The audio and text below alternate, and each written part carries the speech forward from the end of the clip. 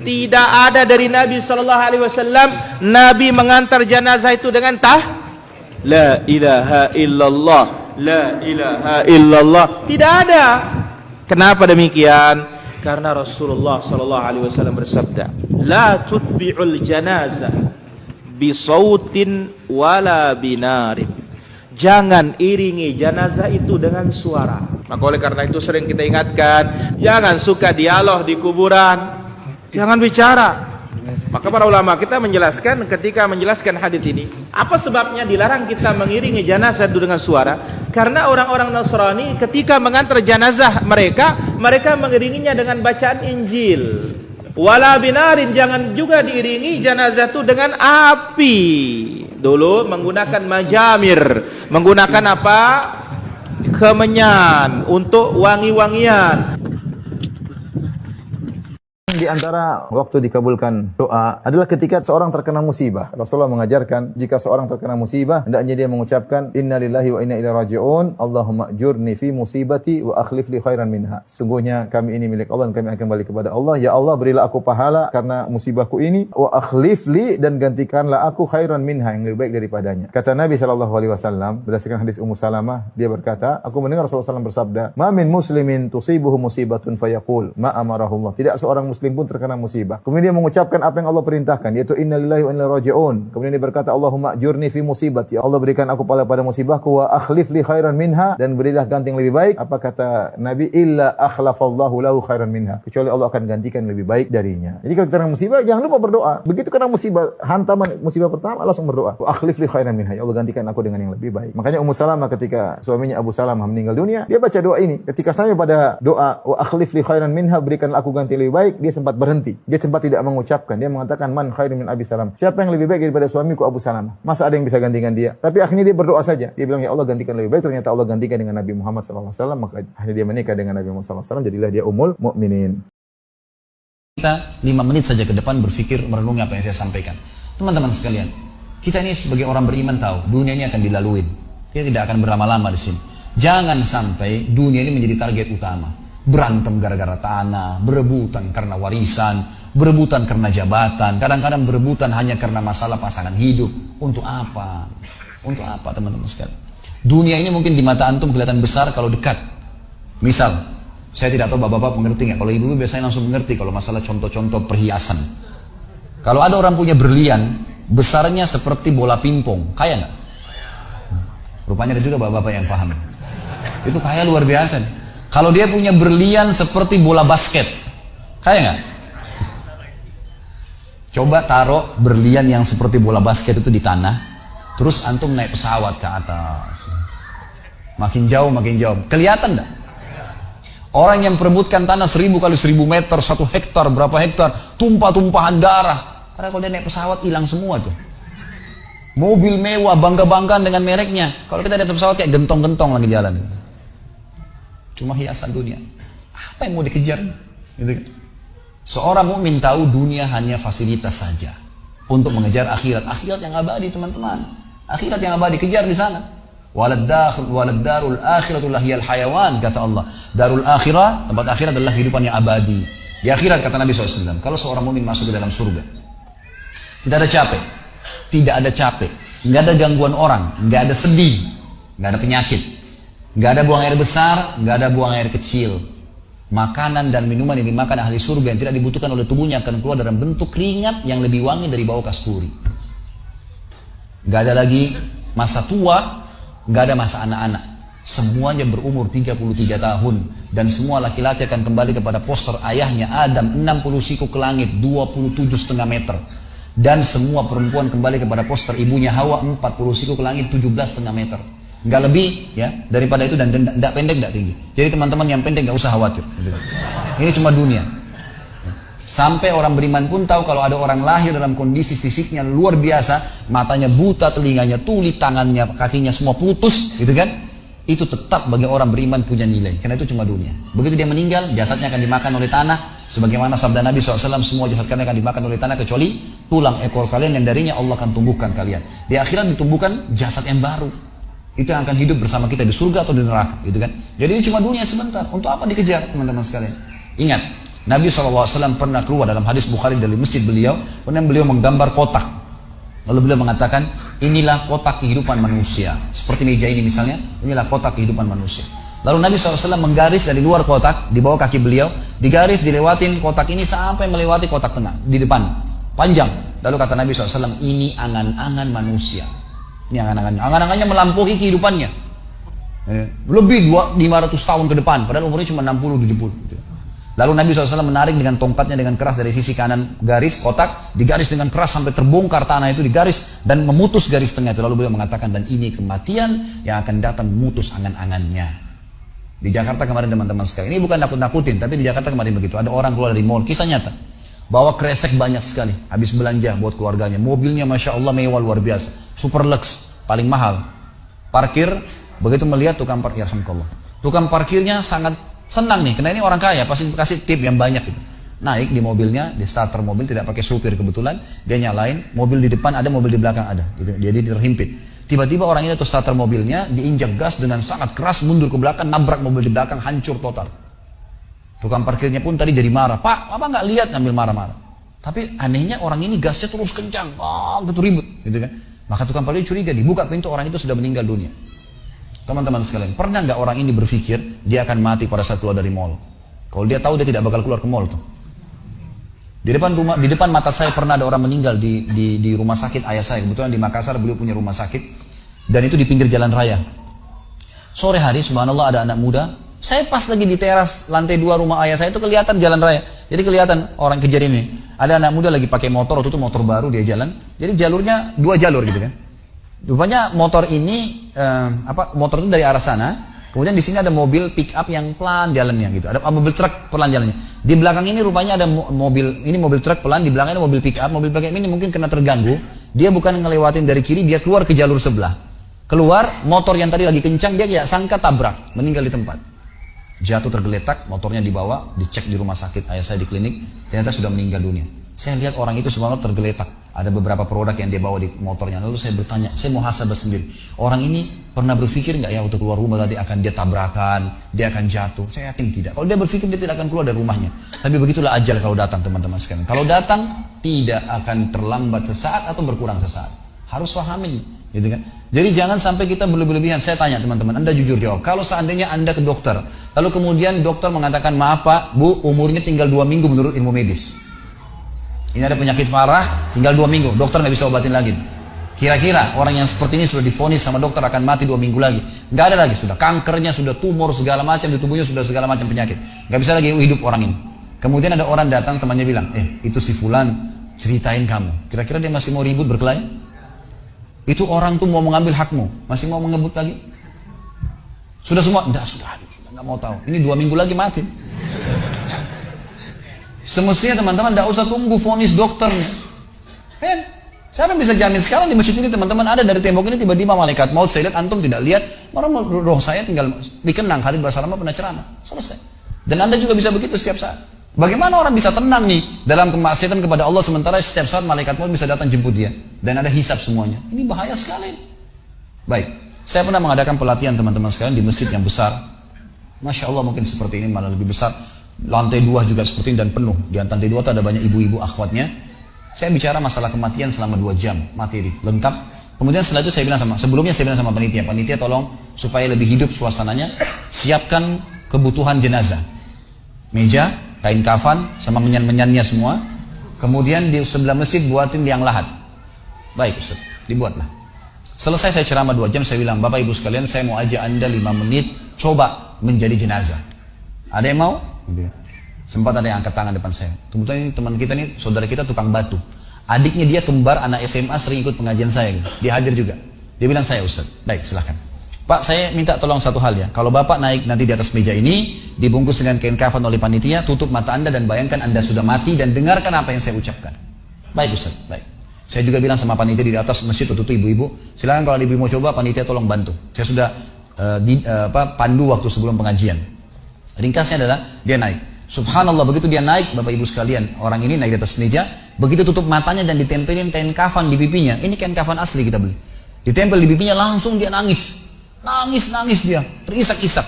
Lalu kemudian Panitia taruh tangannya di dadanya harus dibungkus gitu kan. Lalu saya bilang, Pak, coba renungin sekarang Anda sudah mati dan hiruk-pikuk di masjid ini ada orang nangis. Kebetulan adiknya dia yang kembar ini murid saya duduk di sebelah kiri kanannya dan membayangkan benar kakaknya meninggal. Mereka betul-betul menangis gitu. Ada jemaah-jemaah juga yang lain pada nangis. Nah, saya bilang hiruk-pikuk masjid ini yang sedang menangis, ada yang sedang ngobrol, ini anggap di rumah Anda pada saat Anda meninggal dunia. Dan Anda tidak bisa protes. Gak bisa bilang saya tidak mau, jangan ribut, gak bisa lagi. Udah.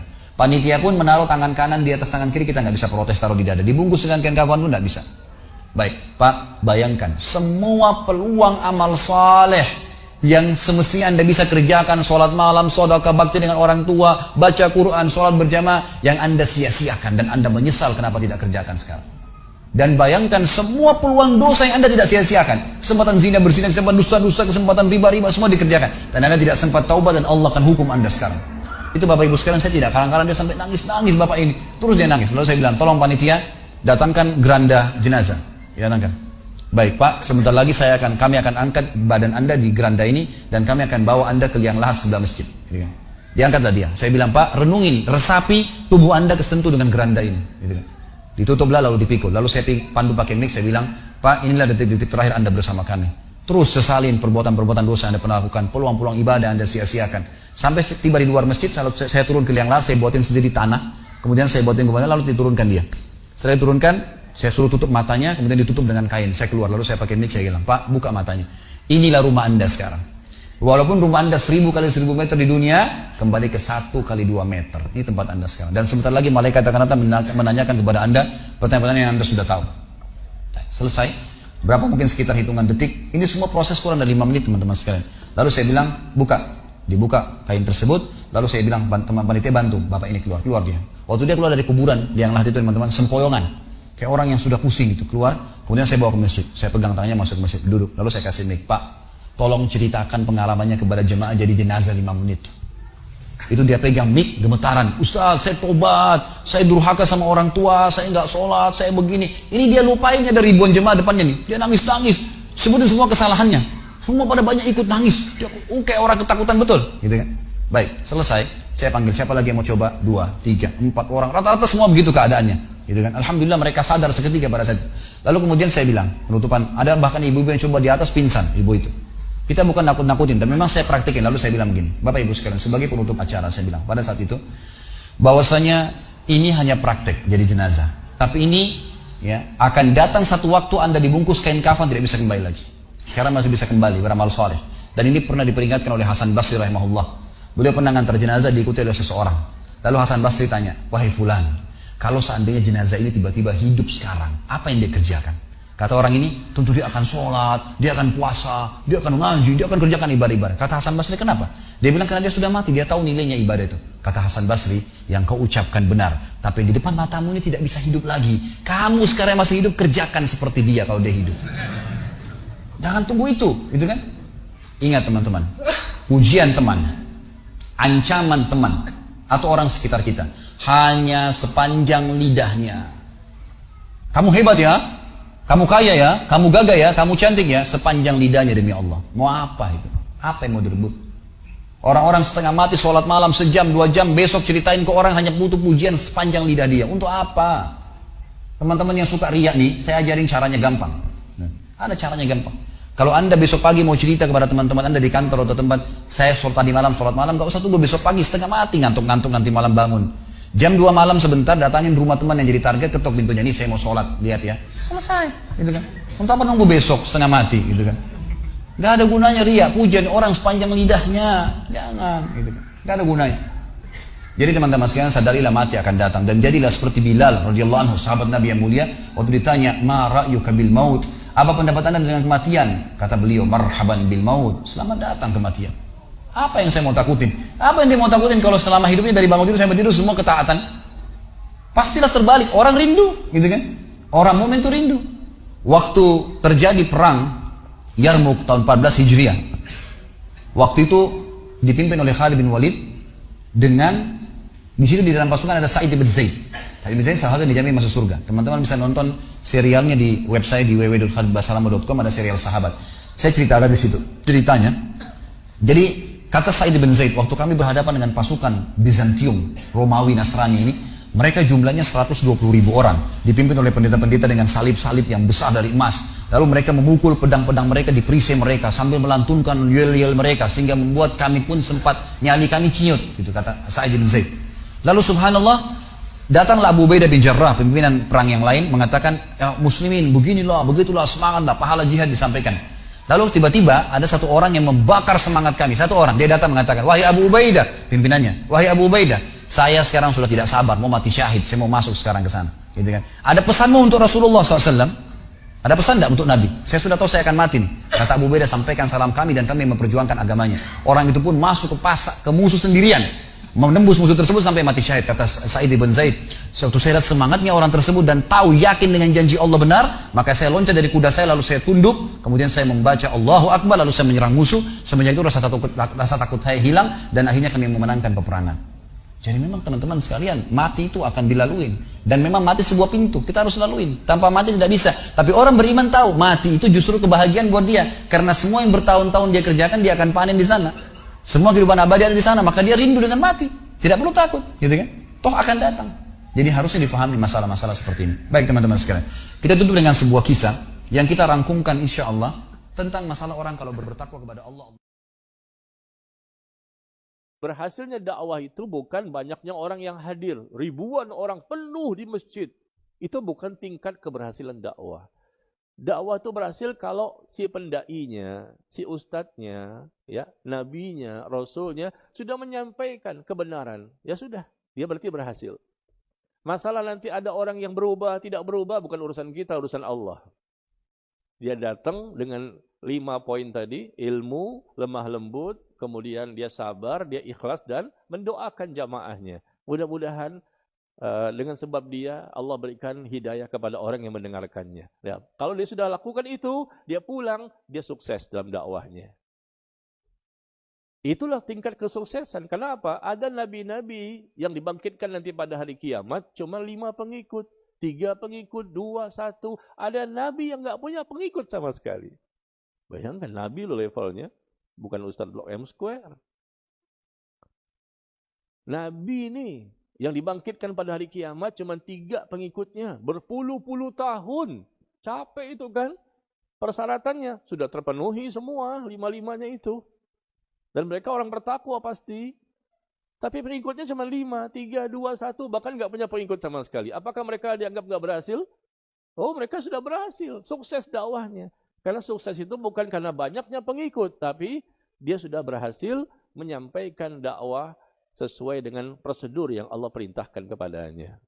Masalah nanti ada orang yang ikut, nggak ada ikut, bukan urusan dia. Karena hidayah itu milik Allah. Ya.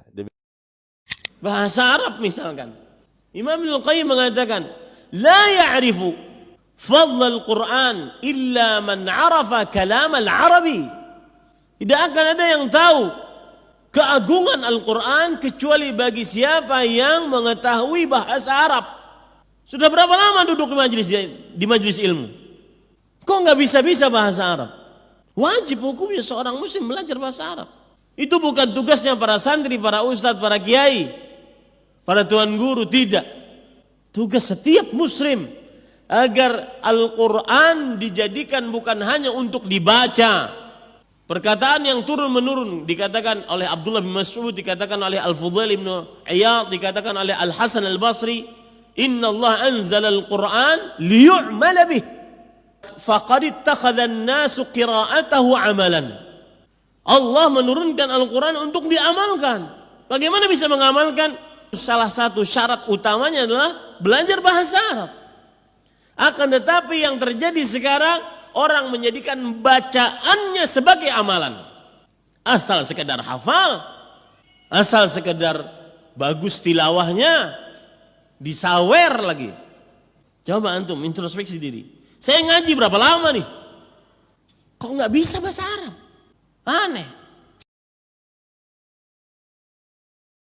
Mintalah fatwa ke hatimu. Bukannya kita disuruh minta fatwa kepada para ulama, Ustaz. Kenapa Rasulullah mengatakan minta fatwa kepada hatimu? Apa kata Rasulullah? Coba minta fatwa kepada hatimu. Karena kebaikan itu adalah yang membuat hatimu tenang.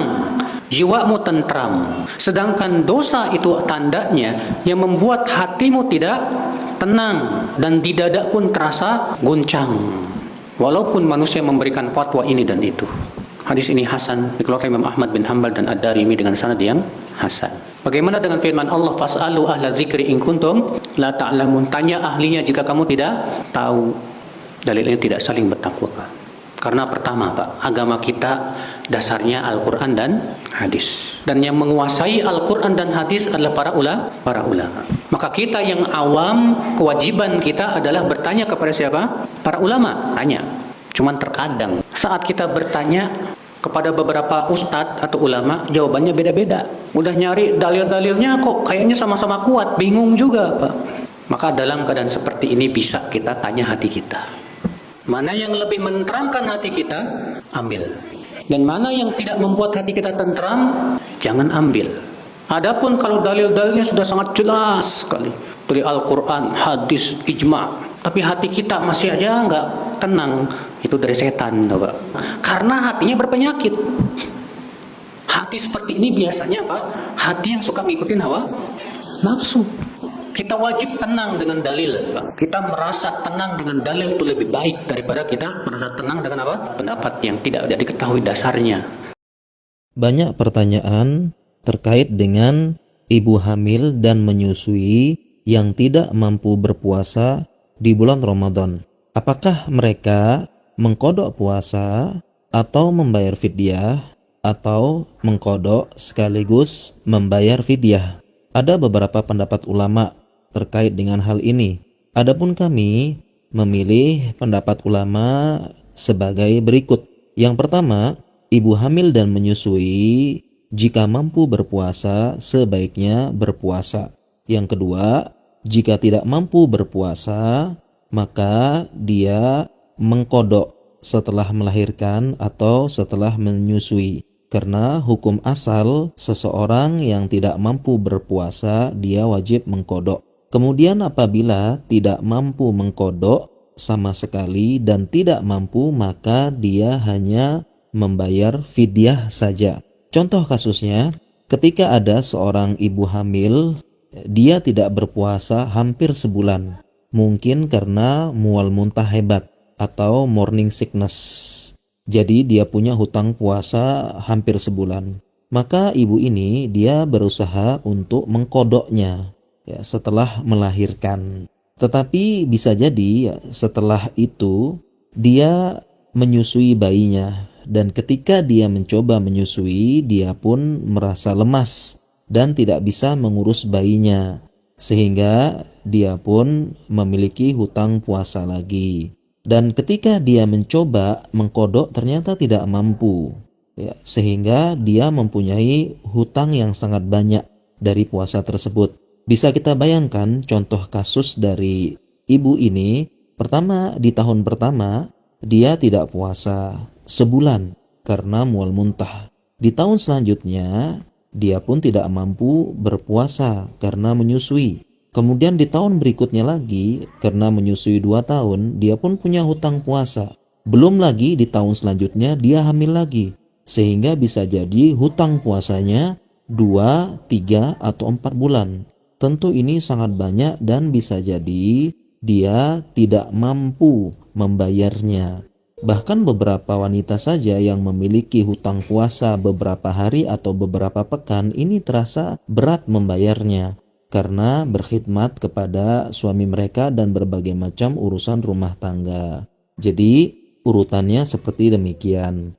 Kami bacakan ya dalil bolehnya ibu hamil dan menyusui mengkodok puasa. Sebagaimana hadis Nabi SAW, Innallaha wada'a anil musafiri nisfas sholah wa sawma anil hubla wal murdi. Sesungguhnya Allah meringankan separuh sholat bagi musafir dan meringankan puasa dari wanita hamil dan menyusui. Demikian juga dalil bolehnya membayar fidyah bagi ibu hamil dan menyusui setelah mencoba mengkodok dan tidak mampu. Ulama menjelaskan bolehnya fidyah berdasarkan ayat sebagai berikut, wa 'alal ladzina yutiqunahu fidyatun ta'amu miskin. dan wajib bagi orang-orang yang berat menjalankannya tidak bisa berpuasa itu membayar fidyah, memberi makan orang miskin. Dan Al-Mawardi menukil pendapat ahli tafsir Ibnu Abbas dan Mujahid bahwa yang termasuk dalam ayat ini boleh membayar fidyah adalah ibu hamil dan menyusui. Demikian, semoga bermanfaat. Perhatikan, Allah berfirman di Quran surat Al-Ahzab 59. Kata Allah Subhanahu wa taala, yudnitna alaihinna jalabibihinna, agar mereka menjulurkan jilbab-jilbab mereka, menjulurkan bukan diikat. Apa arti jilbab? Ditafsirkan oleh para sahabat. Buka penafsiran Ibnu Katsir, buka penafsiran para sahabat. Mereka dahulu sampai mengambil kordeng-kordeng, mereka tutupkan dari kepala mereka sampai bawah kaki mereka. Kordeng mereka ambil. Mereka nggak punya ketika itu kain yang banyak, kecuali kordeng-kordeng yang nutupin rumah. Mereka ambil menutupi kepala mereka. Maka kata para sahabat, yang menutupi kepala sampai kaki itu jilbab. Jadi jilbab itu bukan hanya nutupin rambut dan leher. Orang hanya mengatakan jilbab itu nutupin kepala, salah. Ini dada harus ketutup, ini pinggul harus ketutup, ini badan ya menunjukkan paha harus ketutup. Itu orang berjilbab namanya.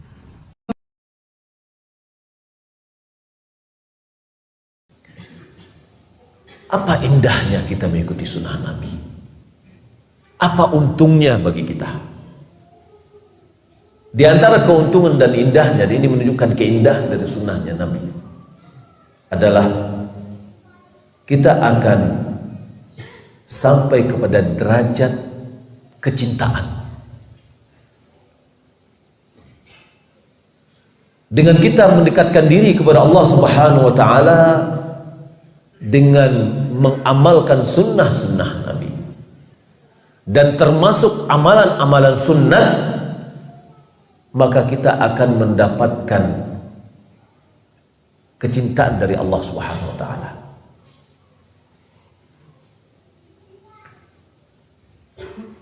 Ibnu Qayyim dia mengatakan, la yuhibbuka Allah illa idza ittaba'ta habibahu zahiran wa batina. Allah tidak akan mencintaimu kecuali apabila engkau mengikuti kekasihnya lahir dan batin.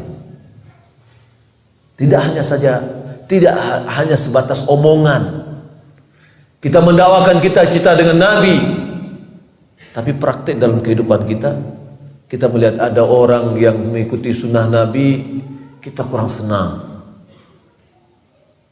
Malah ada yang benci, malah ada yang memerangi, sementara dia mengatakan cinta kepada Nabi. Ini omongannya bertolak belakang dengan perbuatannya. Maka Allah tidak akan mencintai kita kecuali apabila kita telah mengikuti kekasihnya. Siapa kekasihnya? Adalah Rasulullah sallallahu alaihi wasallam. Zahiran wa batina, lahir dan batin. Wa saddaqtahu khabran, dan engkau mengiyakan, membenarkan Nabi berita yang disampaikannya. Wa ata'tahu amran, dan engkau mentaatinya perintah yang dia berikan. Wa ajabtahu da'watan, dan engkau memenuhi panggilannya. Wa atharta taw'an, wa athartahu taw'an, dan engkau telah mendahulukan dia secara sukarela. Terkadang kita masih mendahulukan kepentingan pribadi kita daripada ketaatan kepada Rasul, daripada kecintaan kepada Rasul. Kemudian wa fanaita an hukmi ghairi bihukmi, engkau leburkan hukum selain dari hukum Nabi dengan hukumnya. Yani amanahnya apa? Kita lebih mendahulukan, menegakkan hukum Rasul ketimbang dari hukum-hukum yang lain. Wa an mahabbati ghairihi minal khalqi bi mahabbatihi, kita leburkan kecintaan kepada selainnya dari makhluk di dalam kecintaan kepadanya. Nabi SAW mengatakan, la yu'minu ahadukum hatta akuna ahabba ilaihi min walidihi wa waladihi wan nasi ajma'in. Tidaklah sempurna keimanan seseorang sampai aku lebih dia cintai ketimbang dia mencintai orang tuanya, anaknya, dan manusia sekalian. Dalam riwayat yang lain dikatakan, la yu'minu ahadukum hatta akuna ahabba ilaihi min nafsihi wa malihi wa waladihi wan nasi ajma'in. Tidaklah sempurna keimanan seseorang sampai dia lebih mencintaiku ketimbang daripada mencintai dirinya sendiri, mencintai hartanya, mencintai anaknya, dan mencintai manusia sekalian. Kita dahulukan cinta kita kepada Nabi. Lalu wa an ta'ati ghairihi bi ta'atihi. Engkau leburkan ketaatan kepada selainnya dengan ketaatan kepada Rasul. Yani ketaatan kita itu hanya kepada Rasul. Ketaatan kepada selain Rasul harus tunduk di dalam ketaatan kepada Rasul. Kalau seandainya ada seseorang yang menyuruh apapun tingkatannya, menyuruh menyelisihi apa yang dilakukan oleh Rasul, kita katakan tidak, maaf dulu, saya tidak mau mengikuti Anda karena aku harus mendahulukan taat kepada Rasul. Ini namanya meleburkan ketaatan kepada selain Rasul dengan ketaatan kepada Rasul. Ketaatan kepada Rasul harus kita dahulukan. Wa illam yakun dzalika fala tattaba'an. Jika seandainya engkau belum melakukan yang demikian, maka engkau tidak pernah mengikutinya. Kalau begitu kita hanya omong kosong aja. Warja min haitsu syi'it faltamis nuran falasta 'ala syai'. Maka kembalilah kamu dari mana asalmu dan carilah cahaya, sebuah cahaya, dan engkau sama sekali tidak ada berada di atas sesuatu apapun juga. Yani enggak ada nilai kita ketika kita tidak mengikuti Rasulullah SAW. Maka apa yang dikatakan oleh ulama ini adalah hak, bahwa kita kalau ingin mendapatkan kecintaan Allah, agar Allah mencintai kita, maka hendaklah kita mengikuti Rasulullah SAW lahir dan batin. Itu indahnya mengikuti sunnah Rasulullah SAW.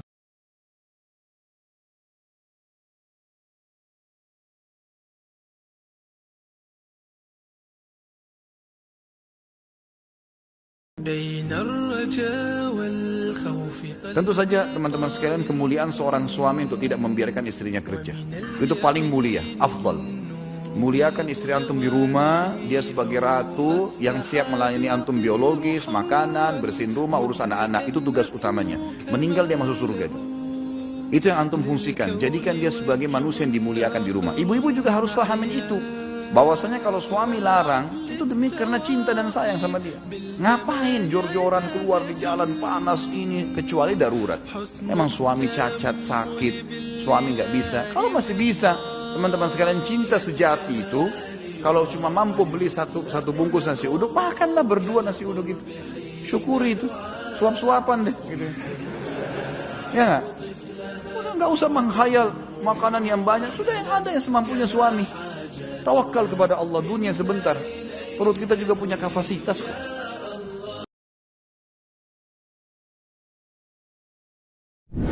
firman Allah Subhanahu wa taala, "Wa ma khalaqatul jinna wal insa illa liya'budun." Dan tidaklah aku menciptakan jin dan manusia kecuali agar mereka beribadah kepadaku saja. Surat Az-Zariyat ayat ke-56. Dari ayat yang mulia ini kita bisa memetik bayanul hikmah min khalqil jinni wal insi. Penjelasan hikmah dari penciptaan jin dan manusia. Apa hikmahnya? Wujubu ifradillahi ta'ala bil ibadah. Wajibnya mengesahkan Allah dalam beribadah. Karena ibadah yang Allah inginkan bukan sekedar menyembah Allah, tapi memurnikan ibadah itu hanya untuk Allah semata. Sebagaimana juga dikatakan oleh sahabat yang mulia Abdullah bin Abbas radhiyallahu taala anhuma, kullu ma warada fil Qur'ani minal ibadah fa ma'naha tauhid. Semua kata ibadah yang terdapat di dalam Al-Qur'an artinya adalah tauhid. Menyembah hanya kepada Allah yang satu saja dengan keyakinan hanya Dia yang berhak disembah, dan tidak sedikit pun kita berikan ibadah kita kepada selain Allah, karena semua yang disembah selain Dia adalah batil. Oleh karena itu jamaah sekalian, kalau ada orang yang menyembah Allah, dia rajin sholat, puasa, zakat, haji, tapi dia masih berbuat dosa syirik, dia masih meyakini ada selain Allah yang berhak disembah, atau dia mempersembahkan salah satu ibadahnya kepada selain Allah, maka hakikatnya dia belum beribadah kepada Allah, walaupun dia rajin sholat, puasa, zakat, haji, dan semua amal ibadah, karena dia belum memurnikan ibadahnya hanya untuk Allah, dan semua amal ibadahnya tersebut terhapus, karena dosa syirik menghapuskan amalan. Surat Az-Zumar ayat ke-65. La in asyrakta la yahbatanna amaluka wa la takunanna minal khasirin. Kalau kamu berbuat syirik, terhapuslah amalanmu dan kamu termasuk orang-orang yang merugi.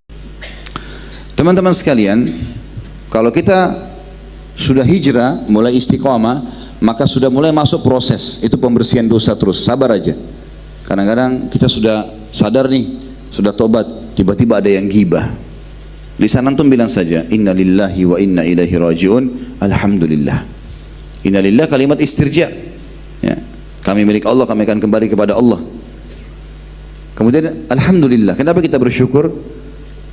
Mungkin kita dulu pernah menggibah orang, dengan cara begini dosa itu bersih. Jadi perilaku apa yang kita pernah kerjakan, Allah coba sekarang. Kita mungkin pernah mencuri, sekarang barang kita dicuri. Kita mungkin pernah mentolimi orang, kita sekarang ditolimi. Proses pembersihan. Sabar gitu. Jangan bilang saya begitu tinggalkan bank konvensional ribawi, sekarang saya susah cari kerjaan Ustaz. Itu prosesnya, masa transisi, sabar. Berapa tahun dulu antum buat riba? Dan kata Nabi SAW, 1 dirham riba lebih berat daripada 36 kali berzina. 36 kali berzina, si fulana 36 orang berzina baru sama dengan 1 dirham riba. Berarti antum bahaya kalau sudah riba 1 tahun misalnya, banyak sekali dosanya, butuh transisi pembersihan gitu kan. Cuma rahmat dari Allah SWT teman-teman sekalian, kalau Allah mau kita diuji, maka biasanya ujian itu lebih ringan daripada nikmat yang pernah kita dapatkan. Misal, setahun kita nggak pernah sakit, 365 hari Masya Allah sehat. Tahun depan Allah coba flu dengan demam seminggu saja. Kalau mau bicara adil, harusnya setahun kan? Setahun sehat, setahun sakit. Tapi Allah nggak begitu. Allah kasih lebih sedikit daripada nikmat ya, yang sedang kita rasakan. Jadi teman-teman, kalau terdorong hatinya mau hadir dalam majelis ilmu, mau terus dengarin ceramah, dan akhirnya menerima ilmu itu dan mengamalkannya, berarti Allah menginginkan kebaikan buat anda. Bersyukurlah dengan itu. Ada orang subhanallah di depan matanya masjid selalu dilewati, mikrofon ceramah terdengar, di handphonenya bisa tonton setiap saat ceramah, tidak dibuka. Allah tidak berikan taufiknya, karena Allah tahu hatinya orang itu memang tidak mau. Kapan Allah mengetahui dalam hati kita ada keinginan untuk ibadah, walaupun sedikit, Allah gerakkan kita untuk itu. Bangun sholat malam, sedekah, baca Al-Quran, akan tergolong. Tapi kalau tidak, maka tidak akan pernah bisa bergerak ya. Bukankah yang dinyatakan oleh Pak Habibie rahimahullah, saya tertarik dengan statement itu, bahkan disebarluaskan pada saat beliau meninggal ya. Setelah saya mempelajari semua ilmu-ilmu, ternyata terakhir saya temukan ilmu agama yang paling bermanfaat. Padahal beliau sudah sampai pada tingkat tertinggi dalam ilmu dunia.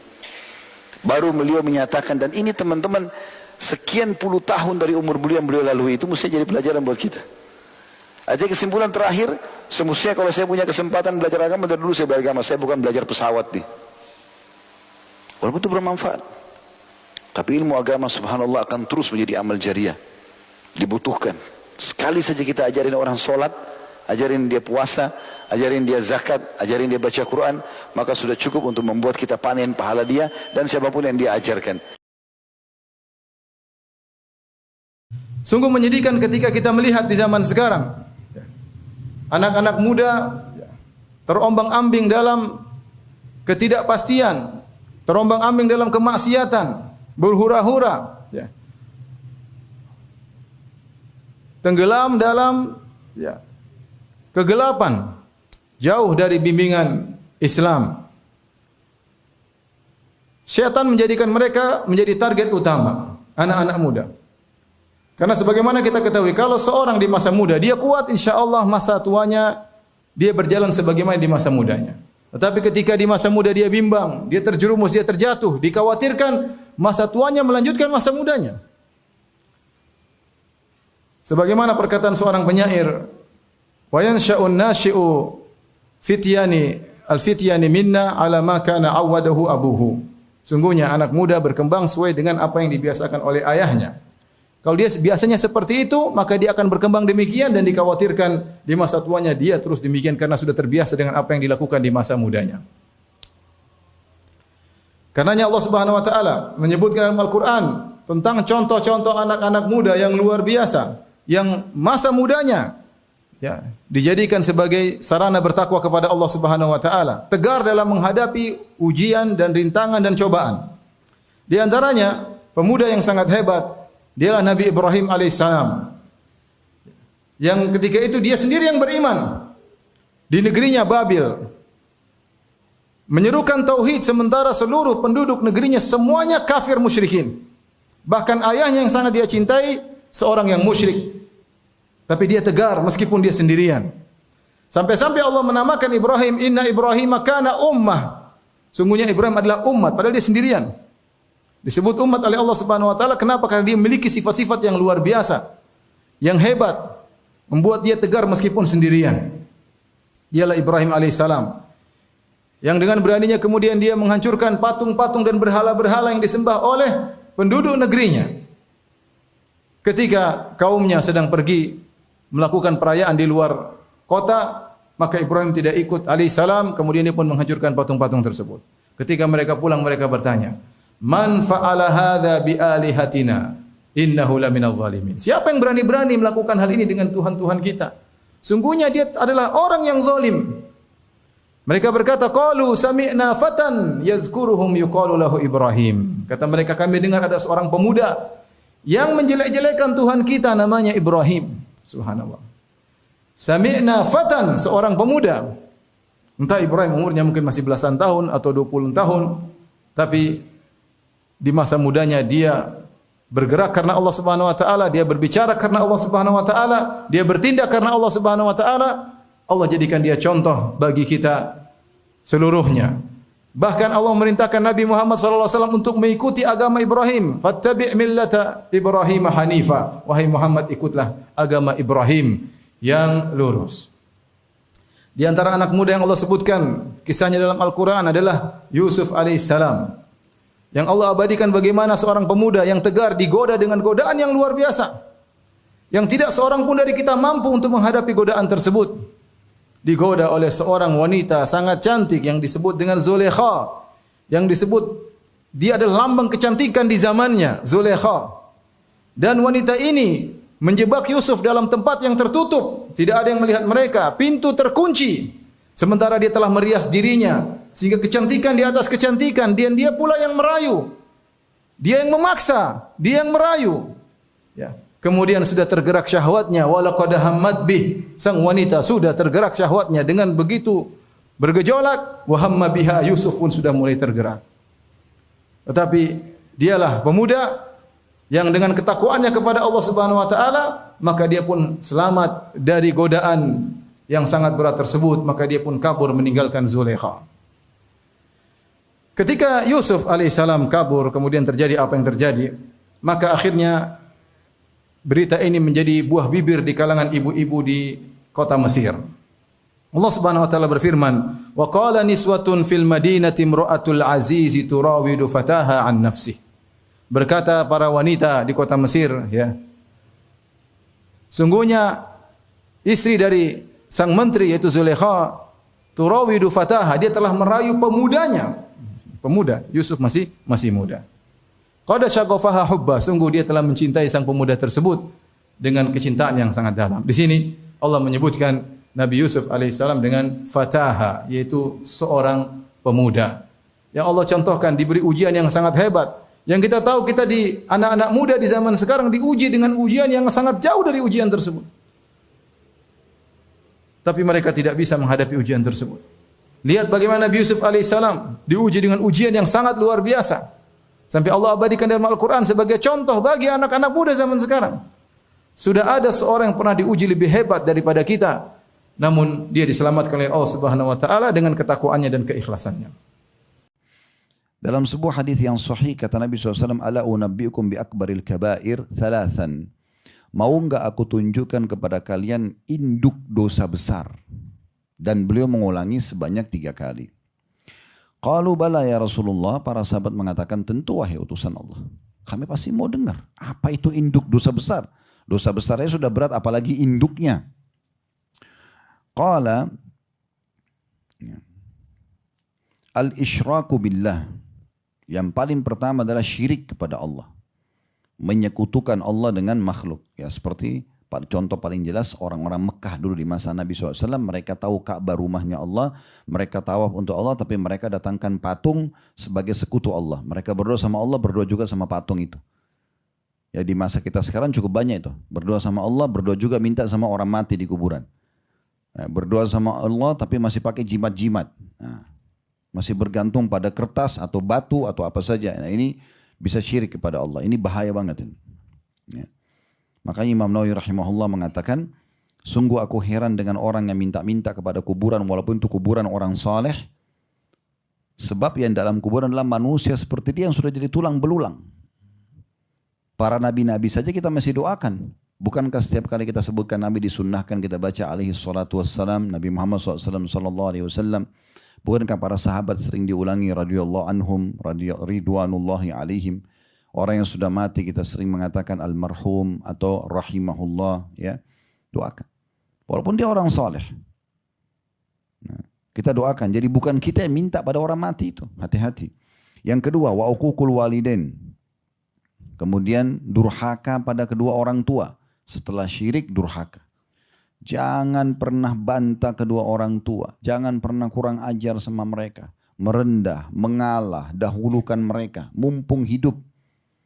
Kalau di sini yang masih punya orang tua hidup, saya dua-duanya sudah meninggal. Sudah tertutup pintu itu. Walaupun masih bisa, tapi tidak seluasa kalau mereka masih hidup. Kalau sudah meninggal masih bisa kita doakan, istighfar, umroh dan haji masih bisa. Tapi sebatas itu. Kalau masih hidup, bisa kita bawain makanan, bisa bawain minuman, bisa kita duduk hibur dengan buat mereka tersenyum, bisa kita pijat badannya, bisa kita berikan baju, sepatu, tas, apa saja, mobil, rumah, senangkan.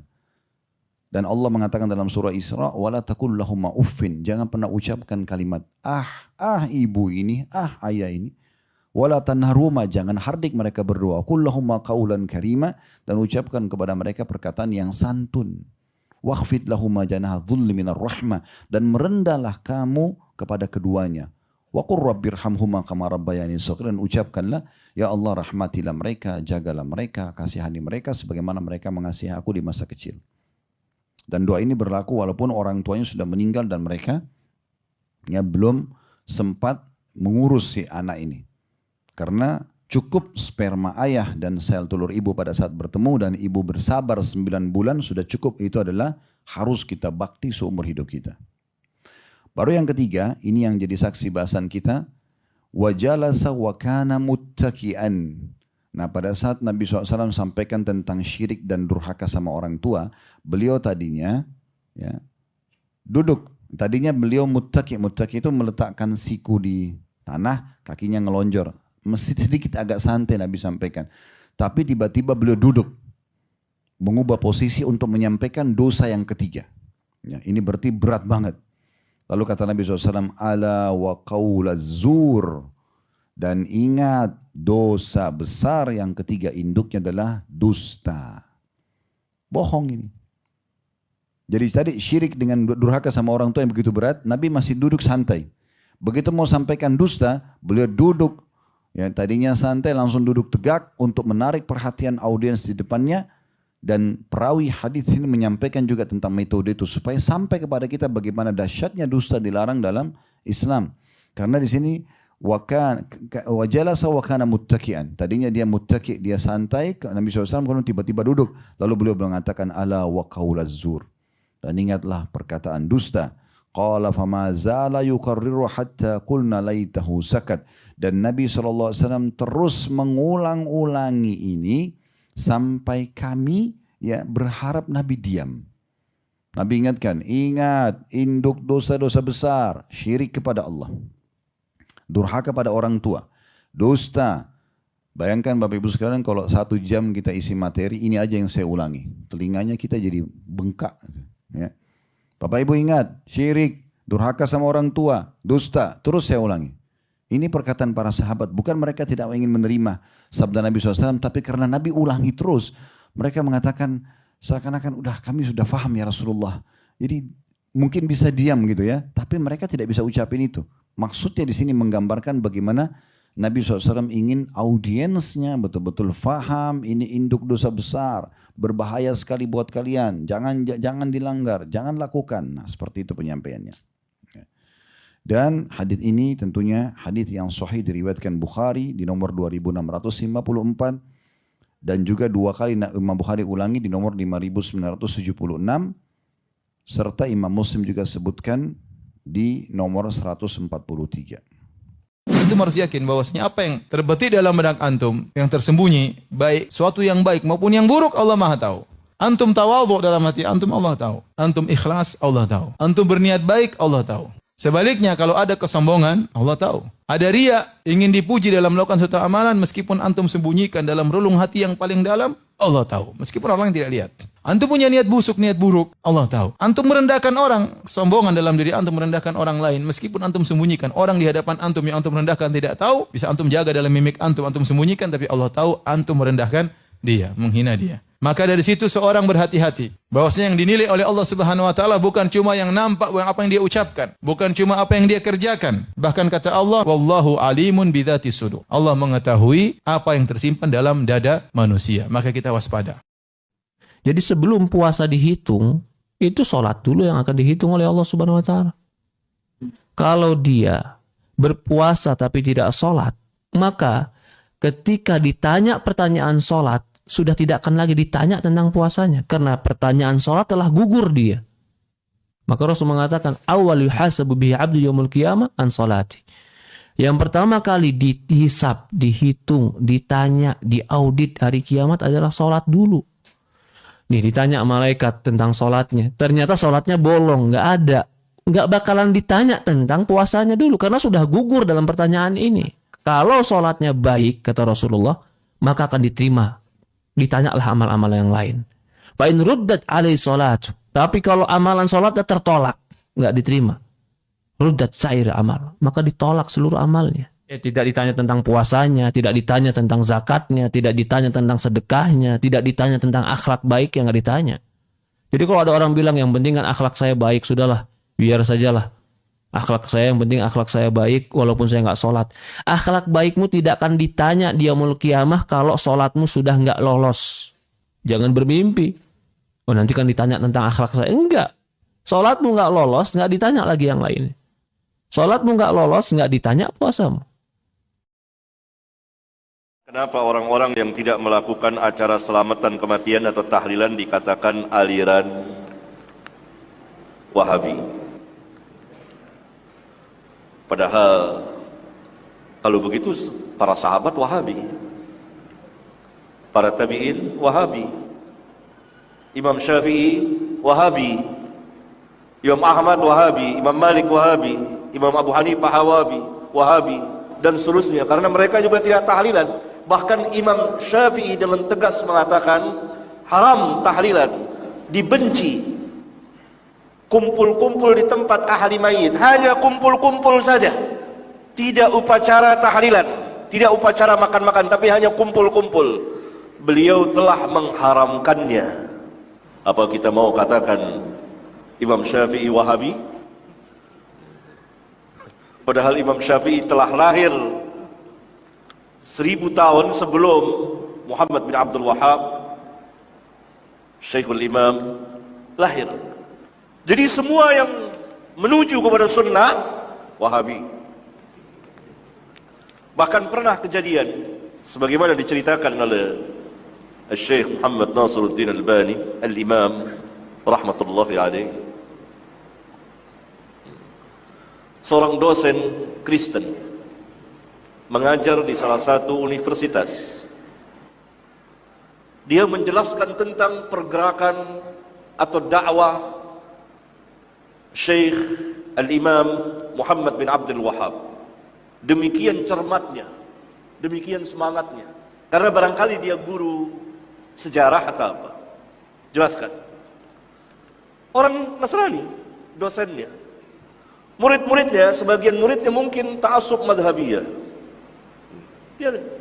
Akhirnya muridnya itu mengatakan, Ustadz kita ini Wahabi. Sampai orang Kristen pun dikatakan Wahabi. Dan itu kejadian. Ustadz kita ini Wahabi. Hanya karena sang dosen menjelaskan tentang pergerakan dakwah Syekhul Imam Muhammad bin Abdul Wahhab. Wahabi, Wahabi, Wahabi, Wahabi. Padahal dakwah Syekhul Imam Muhammad bin Abdul Wahhab tidak keluar dari Al-Quran dan Sunnah, dan mereka mengikuti para ulama yang sebelumnya. Maka keluarlah tuduhan-tuduhan yang miring terhadap beliau. Doa Nabi Ibrahim dalam surat Ibrahim, di mana Nabi Ibrahim berdoa kepada Rabbul Alamin, wajnubni wa baniya an na'budal asnam. Ya Allah, jauhkanlah diriku dan keturunanku dari menyembah berhala, dari beribadah kepada berhala-berhala. Nah, inilah doa Nabi Ibrahim alaihissalam yang wajib kita tiru di zaman kita sekarang ini agar kita terhindar dari berbagai macam kesyirikan. Dan juga bisa kita lihat doa dari Nabi Muhammad SAW yang mulia, Allahumma inni a'udzubika an usyrika bika wa ana a'lam wa astaghfiruka lima la a'lam. Ya Allah, aku berlindung kepada Engkau dari perbuatan syirik yang aku ketahui, dan aku mohon ampun kepada Engkau dari perbuatan syirik yang aku tidak ketahui. Nah, ini boleh dibaca oleh para jamaah berkaitan dengan doa Rasulullah SAW agar kita terhindar dari syirik ya besar ataupun syirik kecil seperti riya atau yang semisalnya. Astagfirullah wa atubu ilaih. Astagfirullah wa atubu ilaih. Kira-kira orang yang bertanya, apa yang saya dapatkan kalau saya beristighfar? Yang pertama, akan dicatatkan pahala buat Anda sendiri. Karena istighfar ucapan yang tidak butuh energi banyak, hanya lisan dan bibir kita yang tergerakkan. Yang kedua, saudaraku seiman, istighfar sebab utama datangnya rezeki. Yang ketiga, saudaraku seiman, istighfar sebab masuk ke dalam surga. Yang keempat, istighfar adalah sebab dihapuskannya dosa. Kemudian teman-teman sekalian, selanjutnya adalah yang kelima, istighfar mencegah hukuman dari Allah Subhanahu wa taala. Yang keenam, istighfar sebab diangkatnya derajat. Yang ketujuh, istighfar adalah sebab disucikan hati. Sebab yang kedelapan adalah istighfar sebab memperoleh anak dan keturunan. Kesembilan dan terakhir adalah istighfar sebab menikmati kesehatan dan kekuatan. Bapak-bapak, ibu-ibu yang punya anak-anak muda, yang di zaman sekarang dekadensi moral terutama tentang kesucian perempuan sudah biasa. Seorang perempuan sudah tidak virgin, tidak perawan lagi, sudah dianggap biasa. Ini parah, kesalahan paling parah. Itu tidak biasa dan itu haram, dosa besar. Ya, dosa besar. Imannya diangkat di atas kepalanya, tidak akan kembali kecuali setelah dia bertobat kepada Allah, baru imannya kembali. Yang berzina seperti itu hadisnya. Idza zana al-'abdu kharaja minhu al-iman ka'annahu kadzulah. Jika seorang hamba berzina, maka imannya keluar dari dirinya, seakan-akan ada di atas kepalanya. Wala yarju illa ba'da nazhiha. Dan tidak akan kembali iman tersebut kecuali setelah dia melepaskan zinanya, bertobat.